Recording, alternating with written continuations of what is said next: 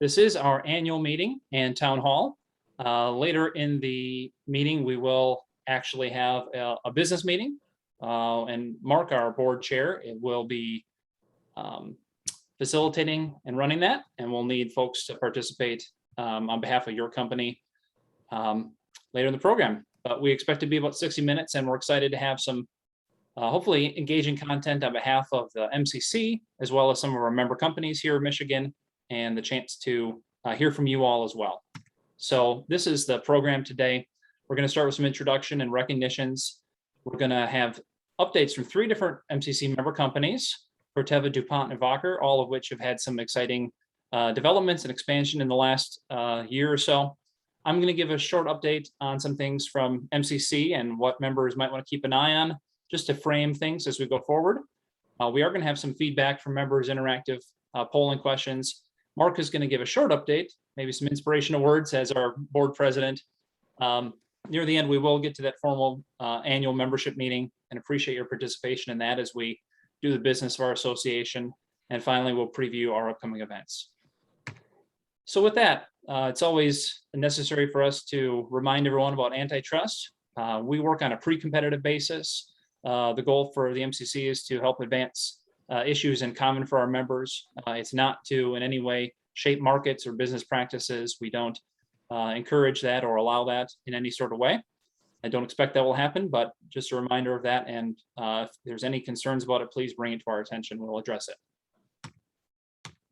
As far as introductions, you may be familiar. I think I am with most of you, but if not, I am John Delmas. I'm the Executive Director, staff with the Michigan Chemistry Council. I've also got Mark. If Mark wants to just say hi, wave his hand. Mark is he is the President and CEO of Anderson Development Company. He also serves as President of the MCC Board of Directors. Mark.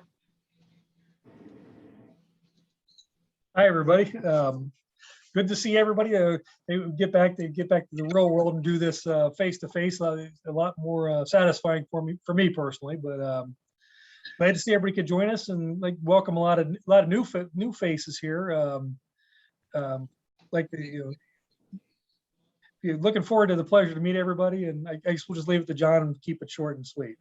Yes, well, thanks, Mark. And I wanted to just add a note of thanks, especially to Mark, leading any organization, whether it's in your day-to-day jobs or even an association like ours, is never easy, but certainly during the pandemic, it's meant a lot of close coordination. I'm indebted to him for the counsel and the wise feedback and guidance he's been providing to our association during this time. And with the rest of you, if you have that opportunity, if you see Mark or encounter him, I think we all owe our leaders like that debt of gratitude. I wanted to thank our partners at the American Chemistry Council. I'm not sure if they could be with us today, but again, very close partners. We work a lot in concert with them, and they've also been very supportive, generous, and great partners for us during this time. And then our partners at Engage Management, including Kristen, who's been supporting us as our account executive and our very wise events manager. Pandemic is also a hard time to be managing events and programs, and she has been an ace at it, and we really owe her a debt of gratitude, and her colleagues as well at Engage. You don't often see them, but they are working behind the scenes and doing a fantastic job on behalf of the MCC and our members. So thank you to Engage. Our pleasure. I also want to welcome, or I guess recognize, I'm not sure if they're with us today or not, but our departing MCC board members. This year we've had a lot of turnover and transition, and we've said farewell from the board to some members that have given a lot of years of service, beginning with Dirk Blumendahl, who retired from Amway Corporation and from the MCC board after 24 years of service on the board. The board did recognize the service earlier this summer at our meeting, and we're really grateful to Dirk for his leadership and support over the years. Also, Jackie Link with Fishback, 15 years. That is nothing to sneeze at. Jackie, extremely involved and offered a lot of great, steady support and participation. Brooke Beebe with Hemlock Semiconductor, 6 years of service, but that includes a term as board chair and president and past president during, again, some challenging times. So we want to give our thanks to Brooke. as well as Jessica Snyder with Dupont and Jonathan Weatherly, BSF, who each wrapped up a term on our board and are transitioning to other opportunities. So I want to thank all of them again. If you come across them, if you're interacting with them, make sure to give your notes of appreciation to them. Now is the time for some fun responses. I hope this works for you. If you can pull up on your screen or on your text. I just want to know from what city you are joining us today. So since I'm doing the screen share, I'm going to actually do the text thing. The links are at the top there, or you can text to the number that will get you going as far as responding, and then just send us your city. And this will form a word cloud to us. So I'd be interested to see how far away we have folks joining us from.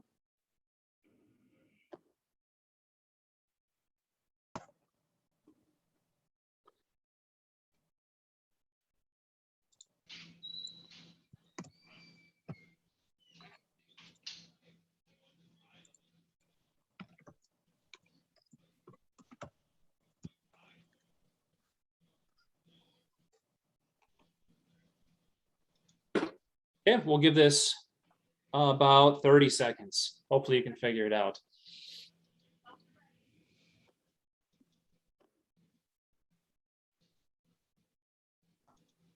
I don't see any Honolulu. I don't see any San Diego, Orlando.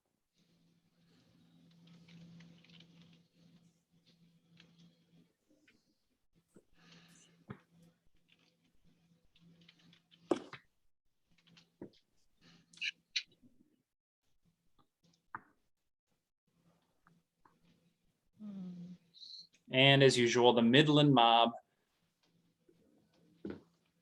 Very well represented.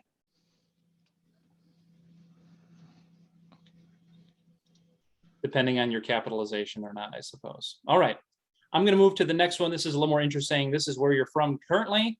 I want to know, since we are in the pandemic,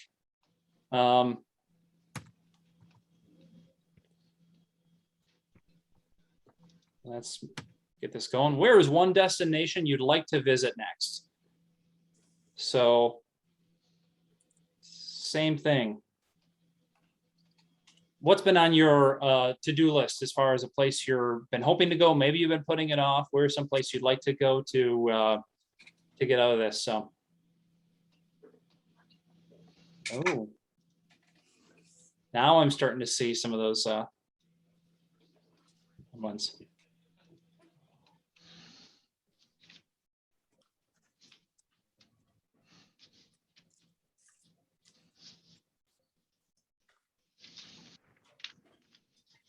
I'm a little worried. Adrian, Michigan's not on the list at all.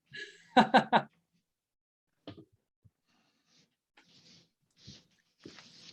it's not. Oh, so I see a theme here of mostly tropical places, although Iceland and Scotland breaking that mold a little bit.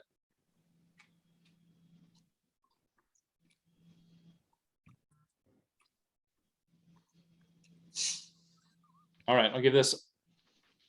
You can also put in the chat. If this is not working, you can use the chat. I see one in there, and that was Alaska. So I'm going to just leave that out there, tease everybody with it, and hope that you all can indeed realize your dreams of travel with some of these places.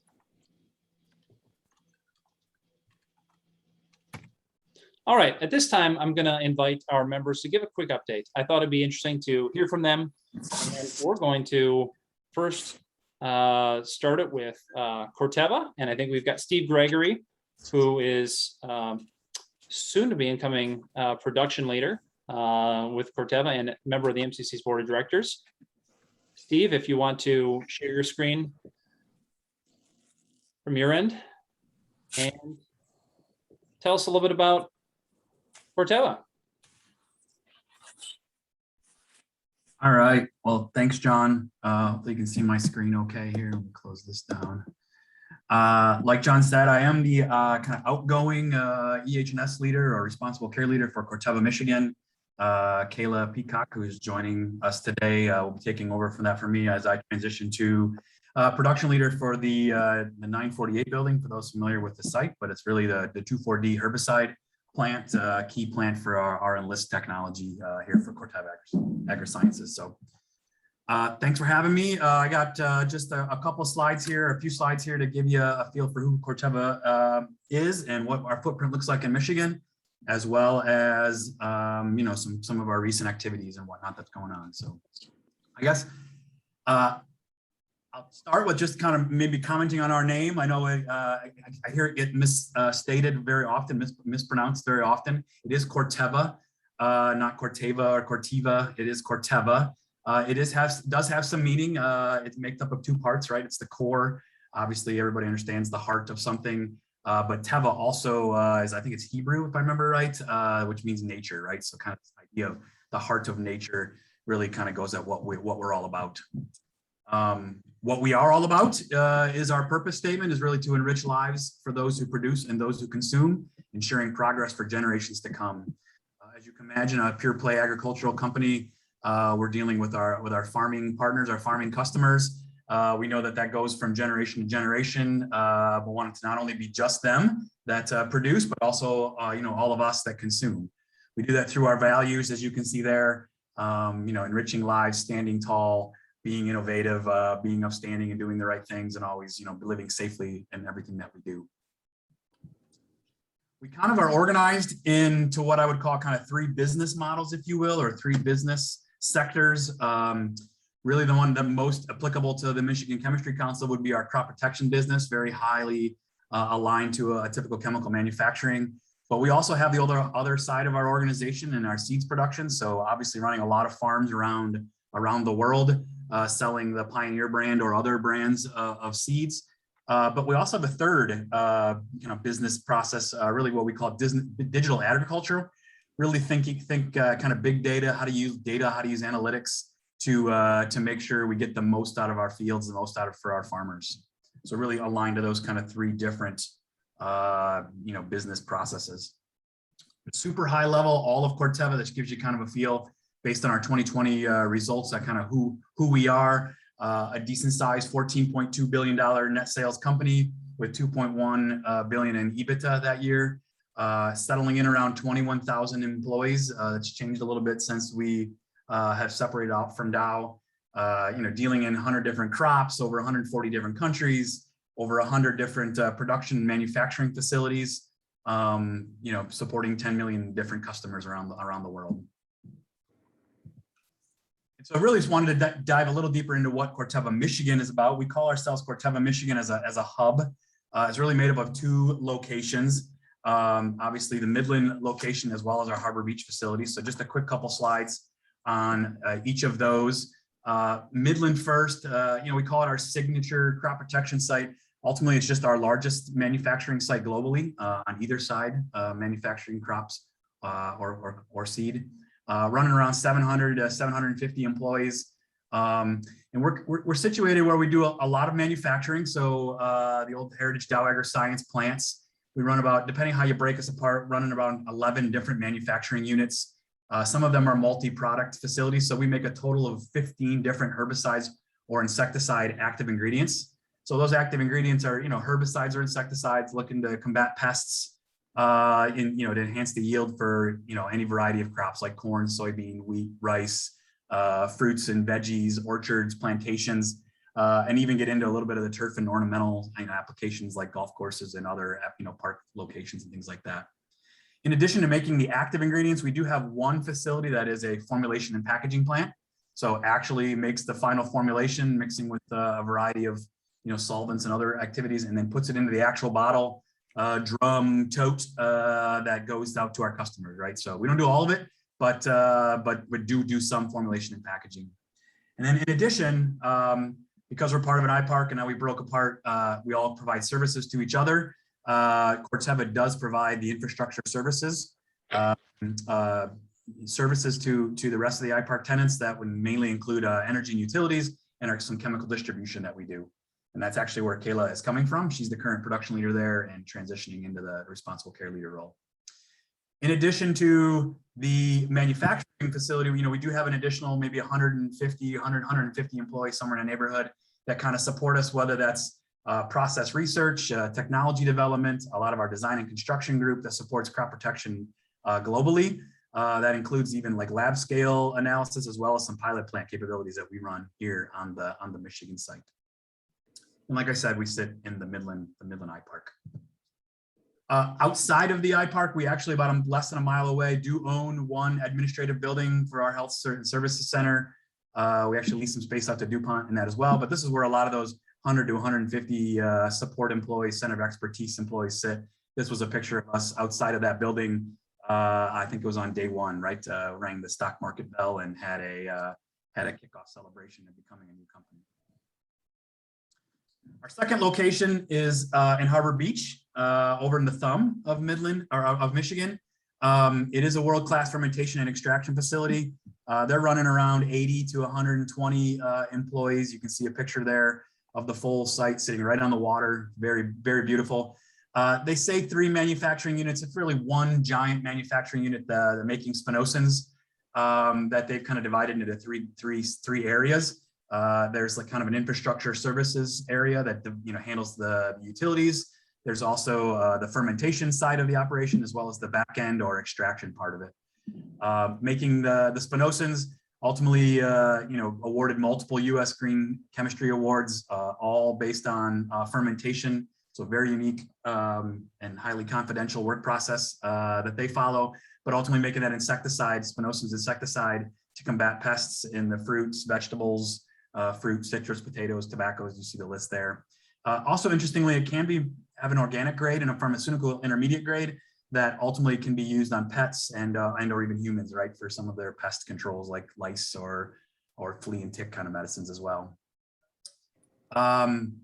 And then we'll talk about on the next slide, but it kind of trying to duplicate some of the technology in our Harbor Beach space to bring a second supply. We'll be building a second plant here in Midland. So I'll talk about growth opportunities as my last slide, but just as a last note here, I put on here, not really part of our Michigan hub, but you should also be aware, it doesn't really line to Michigan Chemistry Council, but we do have a third location, a seed production facility in Constantine, Michigan, way down in the southwest corner of the state.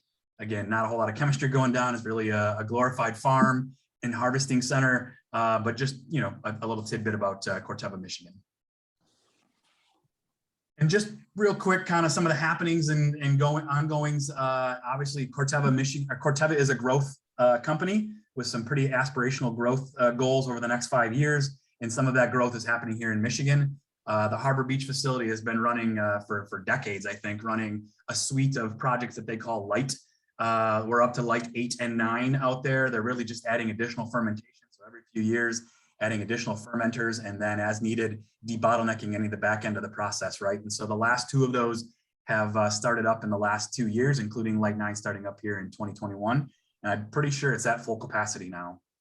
And then Midland gets the privilege to be Light 10. So it's a very significant, you've seen it in the news, probably $250 million expansion project, building a whole new block of spinosins manufacturing. Like I said, duplicating some of the capabilities in our Harbor Beach facility here in Midland to help us with duplication of supply. It's in peak construction right now. I think they're at 450 construction workers, all crammed into a small block here in the site. If you're on site, you've probably seen the multiple cranes sticking up over there.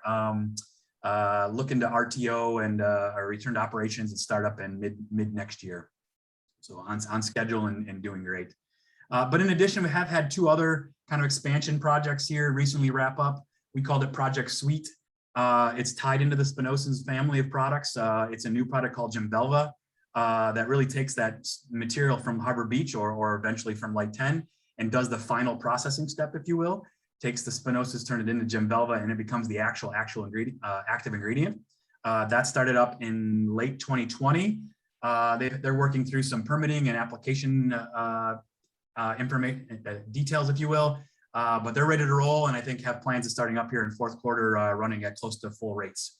So that's exciting. And then also just another one of our products, the Isoclast, an insecticide we make on site for years, recently doubled the expansion and started that up here earlier in 2021.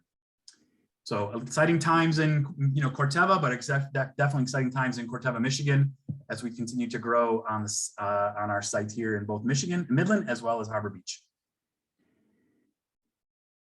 Or do we want to take any quick questions? I might not have the answers, or do we want to move on for Yeah, time? no, thank you, Steve. Brother. I think if we've got questions, please put them in the chat.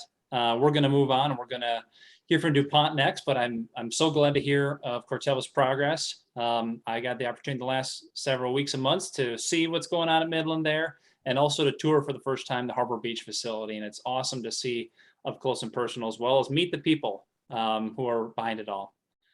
So Sean, we've got here, Sean is with DuPont, and Sean is going to share some things that are going on with the company as far as all the innovation and work that there's coming out of Midland. Take it away, Sean. Yeah, good afternoon, everybody. And can you hear me okay, John? Just to double check? Rock and roll. So good afternoon, everybody. Great to be here. Great to have an opportunity to share some exciting things that we're doing on DuPont. John kind of asked us to bring the excitement, so hoping to build on Steve's with what we've got going on kind of just across the street in DuPont.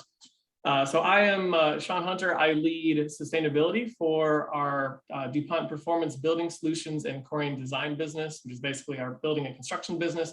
And apparently I am part of the Midland mob. I also want to go to Iceland. Okay, so a few sort of high-level overview of who DuPont is and what are we all about. So we are an innovation-driven multi-industrial company with a purpose to empower the world with the essential innovations to thrive. So very meaningful purpose that we try to bring to life every day. What it really means is that we're all about science and technology and innovation and certainly chemistry, and kind of pointing those skills and capabilities at big world scale problems that matter. So you know the DuPont name, it's been around for about 219 years, but we're actually a little over only 2 years old. Kind of like Corteva, emerging as a result of the Dow DuPont merge and spin. And so while the original DuPont company was founded back in 1802, and it was founded to solve things, problems of the day, like how do you make smokeless gunpowder?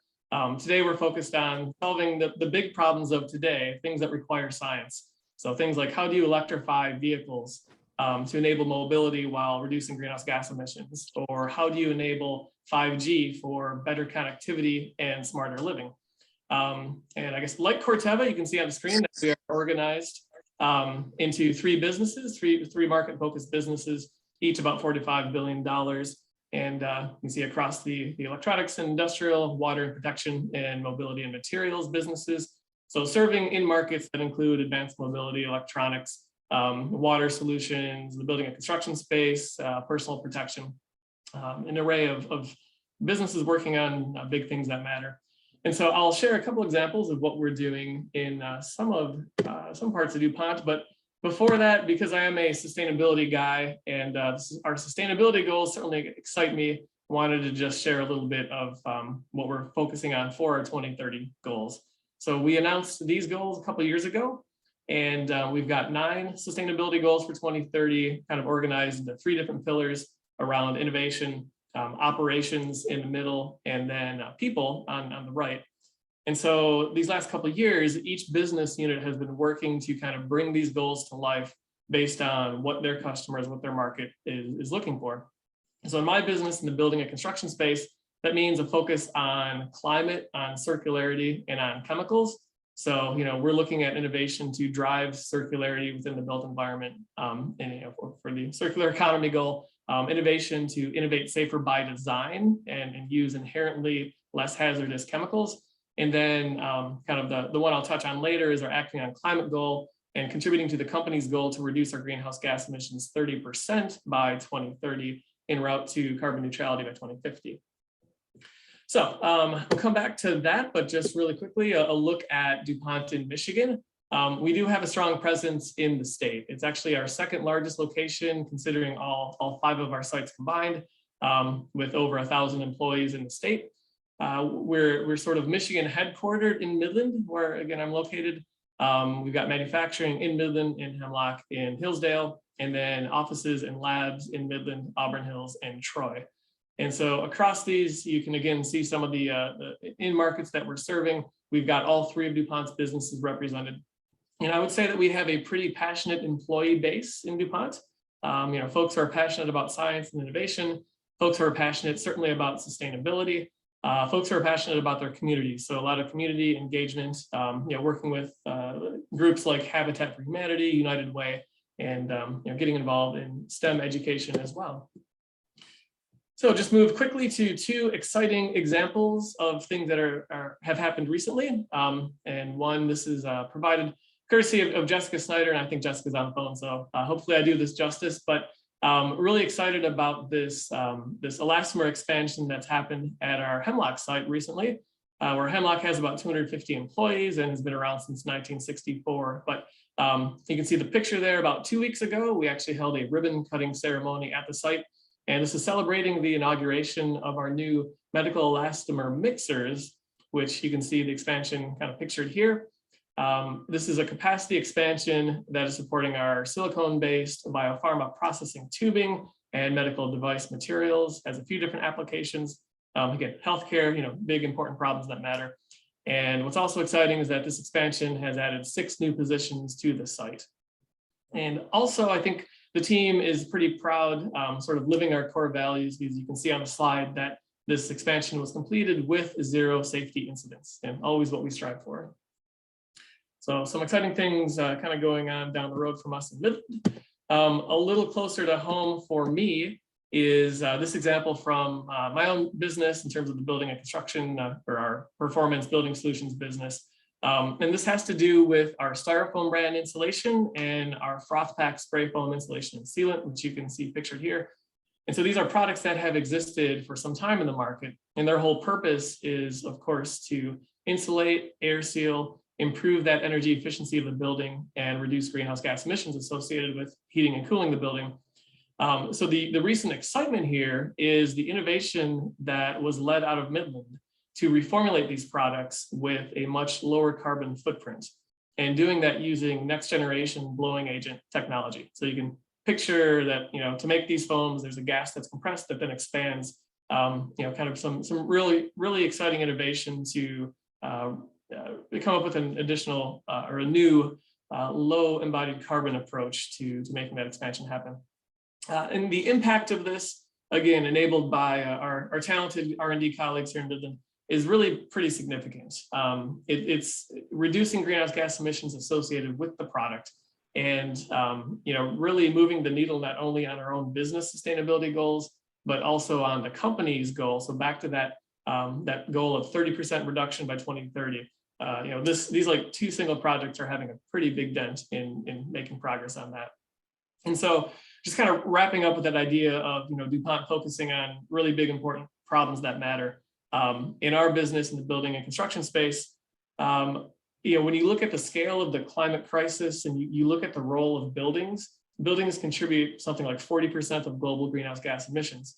And so, when you look at the innovation we're able to deliver, this is really helping meet our customers' needs who are trying to solve the climate crisis, trying to address climate change, drive down greenhouse gas emissions, and ultimately help them along their journey to achieve 0 carbon emissions from buildings sometime over the next 10 to 20 to 30 years. So that's all I've got. Thank you very much, Sean. I only have one question for you. Is Styrofoam no longer blue? What are we seeing there? Styrofoam is no longer blue. So it is same great performance, but a color change to gray. So it turns out, John, that actually gray is the new blue, indeed. All right. Well, thank you. That's an important question for me to clarify out there. So we'll look for that gray Styrofoam all around. And thanks for the work that you and your colleagues are doing to help enable sustainability and innovation going forward. Thanks for the opportunity. Good. All right. And last but not least, Priya with Vacher is going to share some of, introduce her company and share a little bit of what they've got going on going forward. So take it away, Priya. Thank you. Can you hear me okay? Wonderful. Okay. Well, good afternoon, everybody, and thank you again, John, for this opportunity to share a little bit about Vacher Chemicals. As John noted, my name is Priya Tabador. I've been a part of the board of directors for the last 1.5 years or so. I'm the business team director for Industrial Silicones business unit in the Americas. And I wanted to share a little bit about Vacher, what we're doing, what we're about. and how we contribute to the local Michigan economy over the next couple of minutes or so. So our parent company, Wacker Chemie AG, has a 107-year-old legacy of innovation in chemistry. We were founded, sorry, I think the slide is not moving. There we go. So we were founded, as you see on the slide, by Dr. Alexander Wacker, and we're still headquartered in Munich, Germany. We serve a variety of customers in many different industries and applications via our 26 production sites that are located around the world and 23 technical centers all over the world as well. In 2020, our company delivered a revenue of 4.7 billion euros and about 666 million in EBITDA. And we continue to make continued investments in people and R&D with a very, very strong commitment to innovation.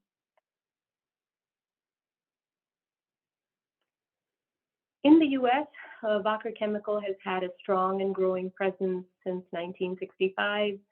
Our regional headquarters is in Adrian, Michigan, and we're soon to be moving to Ann Arbor, Michigan, and I'll show you in a minute where our new corporate headquarters is going to be.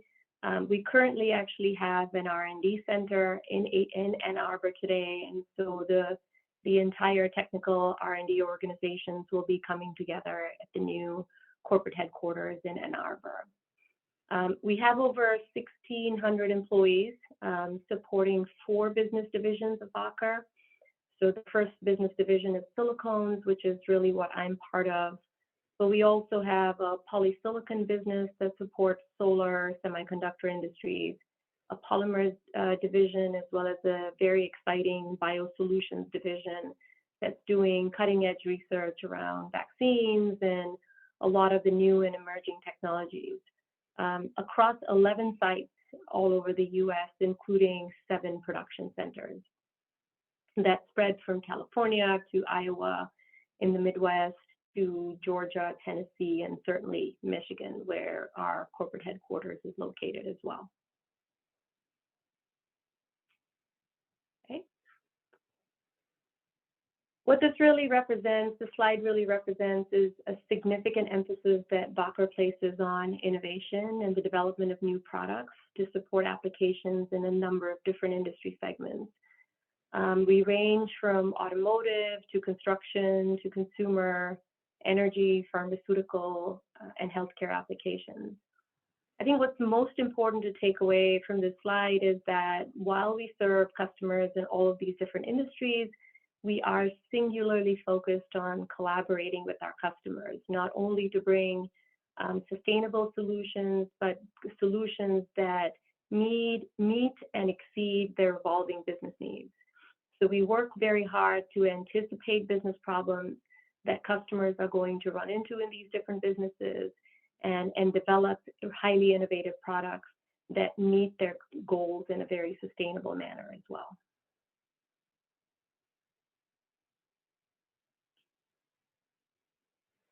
Just as everybody else said, while innovation is certainly a hallmark of our company, and we believe that chemistry makes a very vital contribution to global progress and sustainable development. But our strategy is driven through our sustainability goals, which are really built around 3 key metrics that balance economic, environmental, and social goals. We have set very ambitious goals for ourselves, just like every other company has, to achieve these objectives by 2030. And as seen as on this slide, we will achieve those objectives through the reduction of our carbon footprint, where we create safe and efficient processes, utilize resources responsibly, minimize waste, and therefore minimize our carbon footprint. Our customer teams enable our customers and value chain partners to drive their own sustainability agenda by offering sustainable product solutions that not only reduce energy consumption and greenhouse gases, but also transition towards renewable energy, using more energy generated through renewable sources, and thereby making a positive, sustainability contribution across the value chain as well. What's really exciting, and this is the newest development that we're very, very happy to share, is our brand new Innovation Center and Regional Headquarters in Ann Arbor, which will be unveiled in March of 2022. With the establishment of the new center, and I think you see a rendering of both the outside of the center on the left and then the inside, which is on the right, which we're very, very excited about, is going to use state-of-the-art technologies and resources for the construction of this site. But also we are very proud to talk about the new center and the significant contributions that our company will make both to the Michigan economy as well as jobs over the next couple of years. So as the stats indicate at the top of the slide, we will be netting over 820 new jobs in Michigan as a result of this opening of the site. And what's interesting to note is that the average salaries for these jobs are nearly 70% above the median wage in Washtenaw County. The investment is also going to favorably impact Washtenaw County's economy as well, with over $560 million over the next 12 years, and also benefit several of our Michigan-based vendor partners with over $1 billion benefiting them over the same period as well. The site will offer considerable room for additional growth and continued exciting new investments, and we're excited about delivering both for our customers as well as the Michigan economy through our site and our operations over the years to come. That's pretty much what I had, John, short and sweet. If there's any questions, I'm happy to answer those questions. I also have a couple people on the line. I think Karen Minardo and Maria Burkett are both also from Bacher Chemical. They attend many of the MCC events and meetings. So if you know them, that's fantastic. But they're fabulous members of our team that not only helped provide material for this presentation, but they support the MCC's activities also on an ongoing basis, and I'm very, very grateful for their support as well. Absolutely. Thank you, Priya, for that exciting presentation. I also had the chance to take a quick gander and walk through at the new Innovation Center this summer. I'm excited to see it come together and to see when it's up and going next year. So again, thank you, Priya. And questions, put them in the chat. If you want contact information to follow up with any of our presenters or companies, certainly glad to make that happen. These are companies, they're not new. They're not even necessarily new in Michigan, but you're going to be hearing a lot more of them and the work that they're doing going forward. And hundreds of millions, if not more, of investment cumulatively that this represents in our state in the last several years. So with that, I'm going to return to some brief updates from my side. I'm going to try to just breeze through couple of things economically. This is probably not new information, but just to put some context to what's going on in our industry and nationally. Obviously, we know the whiplash of an economic situation we've had with the most severe and short recession last year that we've seen, and all of a sudden now this year, a rebound and strong economic demand growth and production growth in many areas across the economy, US and globally, but yet the supply chain disruptions that are still impacting so many things. Particular metrics that we look at in terms of demand for chemistry is housing. You see that housing since the last recession has been on basically a steady upward growth and is nearing some of those levels that we haven't seen, frankly, before the bubble in housing grew and then popped about 15 years ago. Light vehicle growth also very strong, record levels that we saw the last couple of years, and we are approaching or exceeding that, only to be mitigated and hit by supply chain disruptions, particularly with small little microchips that go into so many parts of a car, as we found out. Some interesting things about Michigan's job market. We're at officially 4.7% unemployment rate in August. We are below the national average by about 0.5%. and that is only slightly above where we were in August 2019, about 2 years ago, pre-pandemic. We had 570,000 manufacturing jobs in July of this year. Manufacturing is Michigan's largest job sector. That is down from the high of about 624,000, again, pre-pandemic, but still pretty strong. And a lot of the hit there, again, has been on automotive supply chain kind of activity disruption. One thing I think that's begins to explain a little bit why we're seeing issues, though, with the workforce. Michigan has a lower than average labor force participation rate. So people that are actually out there looking for work or wanting to work is lower than the national average. And if you break it down by education levels, the lowest labor force participation rate is among the population with high school diploma or less, that actually the highest number of job postings right now are targeted. So we're seeing the least number of people participating in the job market with the most number of jobs for that population. And that's a problem we're all trying to figure out. As far as an update on policy and just what's impacting our industry and things that we're dealing with, obviously we're out of the lockdown and micromanagement, I think, of economy and operations dealing with COVID, but now the long tail of COVID, dealing with supply chain nightmares, shipping, even things closer to home in terms of production and getting stuff where it needs to be. And I think the new normal of workforce issues is something that you all are seeing and dealing with, and what that means for better or for worse. One particular requirement that we're looking at dealing with from the federal government is vaccine mandates.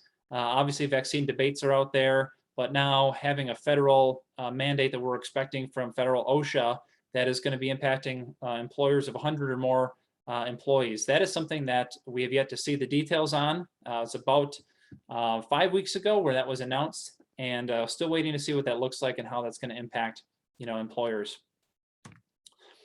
Just as a couple of state advocacy issues, if you want to learn more about any of the policy issues, join our policy committee. We'll be meeting this month, actually this week, Thursday, for our regular meeting. But some of the things we're working on is one-time budget priorities. The state of Michigan has about $11 billion in one-time or surplus funds that they are going to be prioritizing and spending, allocating over the next few months to year or more. And one of the things that we're pushing for is funding for a hazmat training center that we have long supported in partnership with the Michigan State Police. That's about a $2 million project. On the policy side, we're supporting legislation to improve recycling in the state, a circular economy, especially with plastics. We are supporting policies to bring more competition to electric grid and transmission. All that, again, as we seek to support decarbonization, climate change goals. We know that having a competitive, reliable energy supply is really important. And then one thing that's been a constant the last many years, continues to develop and evolve in Michigan, is PFAS regulations. A lot of regulatory activity from Michigan Eagle on that subject that's impacting many different parts of industry. It sounds like there's a lot going on in the state of Michigan, but really where the action is right now is in Congress. As you may know, a number of proposals out there, the likes of which we haven't seen in a long time, that ACC and others are dealing with, including a renewed Superfund tax, proposed tax on plastic resin, new virgin manufactured resin, a tax on methane production, impact natural gas production in markets, as well as other changes to corporate tax rates and structures, and changes to drug pricing, all of which would impact our industry, our members, innovation in the state of Michigan, and nationally. These are to the tune of several $1 billion a year, each of them, on our industry specifically or generally. So we have put out some calls to action. I know through your companies and maybe the ACC and others, you have been involved in potentially reaching out to your members of Congress with concerns about these issues. And we will see how those are resolved over the next few weeks and months. No one seems to know where that is all going. For the state of Michigan, 2022, next year is already another election, as you may know. This is a big one every 4 years. Our governor, secretary of state, and attorney general, all of which are Democratic, elected 3 years ago, will be up. All 148 seats in the Michigan legislature are also up between the House and the Senate. And there's going to be a lot of turnover, as there always is. The impact next year is going to be on redistricting. All of the lines for particular districts are going to be redrawn. We're going to see exactly how that plays out shortly, but expect a more competitive races down the line. And Republicans have had control of the Michigan Senate for more than 30 years, control of the Michigan House since 2010. It's very possible that that could end as of next year as a result of these things, but remains to be seen. A few energy, environmental policy issues, things we noted before. Water, so Line 5, PFAS, other water issues continues to be very front and center for policymakers in Michigan. Climate and decarbonization always it continues to rise to the top more in issues we're involved with. As we look to dates like 2030, 2040, 2050, you're talking some pretty big changes in industry and society, our economy, to help solve these global issues, challenges, but also opportunities that our industry sees to help navigate this transition. And environmental justice, something we spent a number of hours on just several weeks ago. We had a seminar on this issue, something that our companies are beginning to understand more, appreciate, and respond to. I would just say the pace and scope of changes has increased dramatically, especially with things like the federal level and Congress we're seeing, or even in certain states, that within a period of a year or two, so much can go through a legislature, Congress, the regulatory system, and these things are out there. They're a challenge for us. We have to navigate them, and I think there's a major need and role for members and groups like the Chemistry Council to be involved on behalf of these issues. So with that, I just want to take a minute now. I know we've talked about a number of things. I would love to hear specifically or generally an issue that you foresee as a challenge for your company, your organization, your industry in the next year. So in the short term, what is something that you are dealing with? It could be workforce, it could be diversity, it could be energy, it could be other regulations, and some of which the MCC would have a role in potentially addressing, others of which are things that are out there that you all are dealing with, maybe a little bit harder for us to address. So this is helpful to us to understand the operating environment going forward.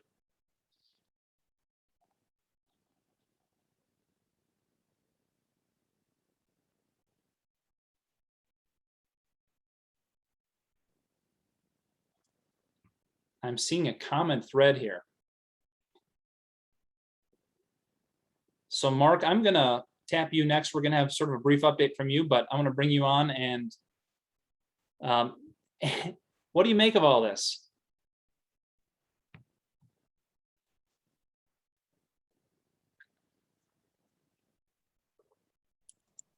Sorry, it took a minute to find my mouse there with all the monitors. It tends to get lost and run away from me. You know, I guess if nothing else, maybe we can start our own support group, because I think we're all probably facing all these same challenges, from employee issues, hiring issues, supply chain disruption. I think I can agree with pretty much every single one that I saw come up along the way. I think we're all facing some of those same challenges, but I would also argue that I don't know completely we know what challenges we're going to face yet for next year. You know, if we go back a couple of years, I don't know that I would have predicted a lot of what we see right now, and so I think maybe the biggest challenge, you know, to me, and I didn't put this in there, but the biggest challenge to me is going to be adapting to all the new changes and how the pace of change. And we may not know exactly what the next thing is that's coming at us. And somehow it's just a matter of how do we continue to adapt to, whether it's a pandemic, whether it's what's coming down Washington, or in from Lansing. Maybe we can hope that, being an election year, the parties won't try to do anything too crazy and controversial, so they'll get reelected. But I don't know in this day and age, and I'm gonna hold my breath on that. It's just constant adapting. I think it's all we've done. You know, and I think that's really, it's you know, how do we do advocacy is really adapting that too. You know, a couple years back, we could go face to face, we could talk to somebody face to face, develop relationships, have really good communications. in some ways, the Zoom era, I think we've been able to reach out to some people who were harder to get on their schedule earlier, just because of time and lining things up. But at the same time, it's harder to develop a better relationship. It's hard to, sometimes it's some of our technical issues, it's hard to explain. I think the challenge was sustainability. I think, Sean did and really, Sean did it. It was in Steve and Priya's presentations too. Is 5 years ago, a lot of companies wouldn't be talking about sustainability quite the way they have that, what way we all are now. The challenge is, how do we articulate that to the general public? How do we help people understand just what we can do? And well, chemicals aren't all bad. It's the solution to the problem. And as Sean put it, the buildings are 40% of the climate challenge. How do we help people understand what we can do to help fix the problem? And it's unfortunately, chemical industry is because of the sins of the past, which our predecessors left us. We have to dig through that public perception or push through that and be able to explain better what we can do and how we're solving the problems. I think the last one, diversity, inclusion, equity in the industry. It's let's face it, we're not the most diverse industry. STEM is not the diverse series of fields, and you can look at it when you look at all the video monitors.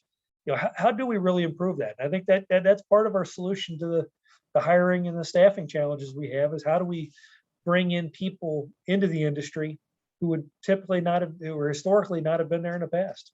So it's, for all the challenges, I think there's a lot of opportunities though too, where we can really make a difference with what people have or what we can do for the world. So I think it's an exciting time. As an organization, the challenge is it's really continued member development and involvement. It's a couple of years back, it was pretty easy to develop relationships. We could break bread over lunch or whatever, and here we are in the pandemic, and we go back in person, and then all of a sudden we kind of flare back up again. So we're all maybe partially locking back down or being more cautious again. And how do we continue to develop those relationships, involve our members? In some ways, the Zoom culture, it helps us engage with people because you don't have to drive a couple hours to go to a meeting or to listen to a presentation. But it's also a little more challenging too, is to really get that depth of involvement, the depth of conversation or even the informal conversations that we have over lunch or something, as we help each other solve problems or really share how we can, how do we work together? How do we need to work together? And I think as an organization, a question we need to ask and ask everybody on the call is, are we missing something? Is there something we ought to put more of a focus on? Is there something that we're spending too much time on, too little time on? What more would you like out of your organization? Or, and I realize we got a lot of new folks in the line here. Like to get your input as you start to see more and more as to what we could do for you or for other people in your companies. We're all in this together. So I think that's really all I've got to say. We'll keep it short and sweet. I appreciate Steve and Sean and Priya giving some updates about what your companies are doing. I think it's pretty neat to see. It's a pretty exciting time to be in the industry, and I think y'all are showing where it's at and some of the neat things going on in our industry. So thank you. I know I learned a couple new things. Thank you, Mark. Yeah, please let us know. We want to be responsive to you. We look forward to continuing the conversation, whether it be in a committee call or individually or at future events with the MCC about what's going on with your companies and how we can support that and make Michigan a more competitive place. I just wanted to throw some fun slides up here. It hasn't been all drudgery Zoom calls. We've had a chance to get together this summer with a golf outing, something that we hadn't done in a long time, and it was a great success. So we look forward to doing that again next year. And thanks for everyone who participated this year and sponsored that event. We did also get to do some site tours. So it was great to bring legislators to see some of the sites and things that the companies are doing.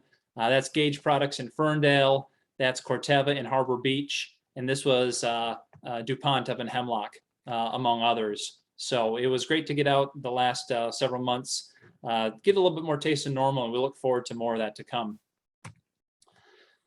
I guess at this moment, I think, Mark, I'm gonna turn over to you as chair to just move us through the the formal annual membership meeting. This can be pretty brief, and I will just note for folks, if you didn't get a copy of the materials, I did post the link to the file in the chat with the formal materials here. So Mark, at this time. Sounds good. Thanks, John. Just call the meeting to order. Looking at the attendee list, participants list, and it looks like we got a pretty good quorum here. Maybe one of the better attended meetings I think we've maybe had in a while. It's great to see everybody, or maybe see you virtually, or at least see your name on the list virtually. I guess first order of business is we need to approve the minutes from the last meeting. I think, John, you had that in the packet. Do you have that? You can throw that up on the screen real quick, or? Yeah, I can switch my screen share to the file. So let me do that.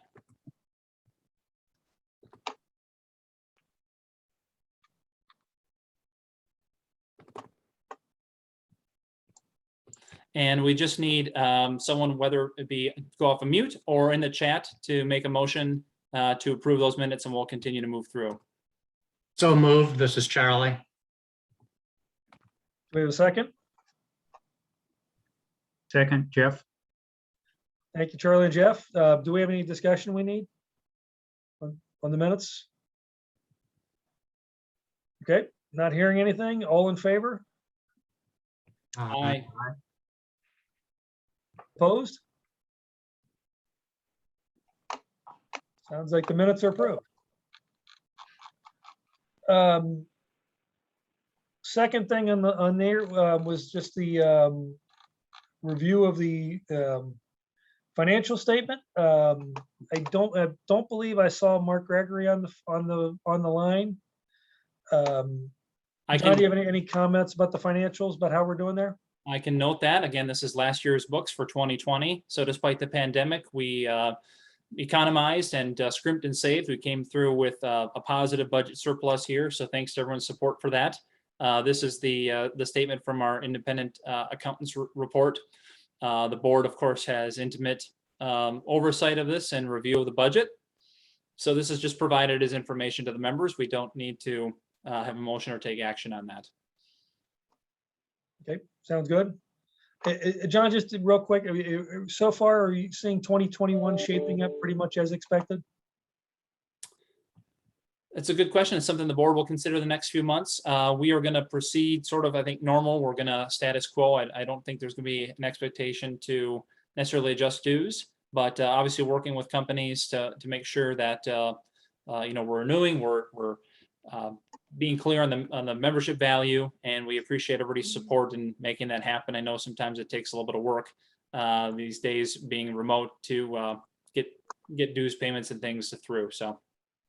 But nothing drastic, nothing really changing the direction, that pretty much as expected. Yeah. Okay, next thing on the agenda was the election of the board of directors for 2022. John's got it up on the screen. I think it's pretty exciting to me to see a lot of new faces coming on and getting involved with MCC. Hopefully you get out of it as much as I have, and you can help us, really guide us as to what we need for our industry, for Michigan, and how we need to adapt to the changing times. I think we just, John, if correct me if I'm wrong, this is just a voice vote to adopt the slate of directors as shown. Is that correct? I would entertain a motion to adopt the slate of directors as presented by a voice unanimous vote. Okay, so we get a motion to adopt the slate of directors. So moved. Thank you, Charlie. One who can unmute myself, I guess. I'll second. Second, Jeff. Thank you, Jeff. Any discussion or any comments about it, other than thanking people for their willingness to be involved?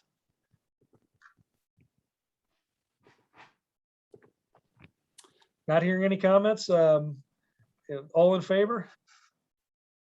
Aye. Aye. Aye. Opposed? Fantastic. The motion's carried, and I guess, John, now that we've elected the new directors, now the hazing can officially start. Is that correct? That's right. They don't know what the Joking. council did, so.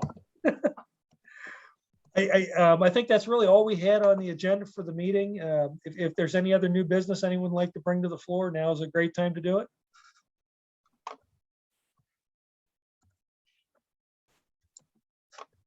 Okay, well, I'd like to thank everybody for their participation. Thank you for your involvement, your willingness to be, to help us to shape where we'd like to see industry go in Michigan. If there's no other comments, I'll move for the meeting to be adjourned. Support. Thanks, John. All right. All in favor, aye. Thank you. Thanks, Aye. everyone. Just to be clear, we've adjourned the business portion of the meeting. I know we're at the hour. I just wanted to highlight who the new incoming board members are. If you're still on, we've got Joe Delamorte or Delamort, BSF Corporation, Wyandotte Site General Manager. As mentioned earlier, Kayla Peacock, Michigan EHS&S leader from Corteva. Brian Weber, the EHS hub leader from Dupont's Hemlock at the Hemlock site. Brett Vanderlinden, who is the plant manager for OxyChem in Ludington. We got Gerard Manley, EHS&S manager, Hemlock Semiconductor, also in Hemlock. Stephanie Jarrett, who is a senior environmental engineer with Fishbeck.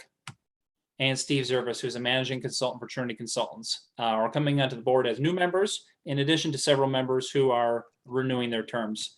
Thank you to all of the new and returning board members. Again, thank you to Jackie, to Brooke, to Dirk, to Jonathan, and to Jessica, who have finished up their term. As far as upcoming events, the board of directors will get some information about our next upcoming meeting. We are at this point confirming plans for an in-person meeting with the board as well as other members, November 11th in Lansing. Please look for that information. Registration coming soon. This will be an in-person opportunity for a program as well as dinner and drinks. It'll be a little bit more of an informal version of what our annual conference would have been. And then we will follow up with just some webinars occasionally on different topics. Some of the things I think we'll be focusing on will be different developments out of Eagle between leadership and the various divisions at Eagle, a special focus on Michigan politics and a preview of the 2022 election and what we expect those changes might be, as there may be many, as mentioned earlier. And then finally, some focus in on climate and recycling policy, two things that our industry and the MCC are very much focused on. So please look for those. We would love to gather together as folks are interested and able to do virtually or in person, and hope to get back to a little more normal routine in 2022. And with that, don't be a stranger. Please reach out. I'd love to connect with you, whether it's for lunch or coffee, site visit, a call or a Zoom call, or see you at one of our upcoming events. Thank you all again. And Mark, unless there's anything else. I don't think anything. Thank you, John. Thank you, everyone. Have a Thank great you rest for of your day. involvement. And also thank you for all the previous board members who are retiring. Absolutely. Thank you so much, everybody. Thanks, John. Have a great rest of your day. Everybody have a nice afternoon. Thanks, John. Thanks. Good afternoon. Bye. Thanks. Good meeting.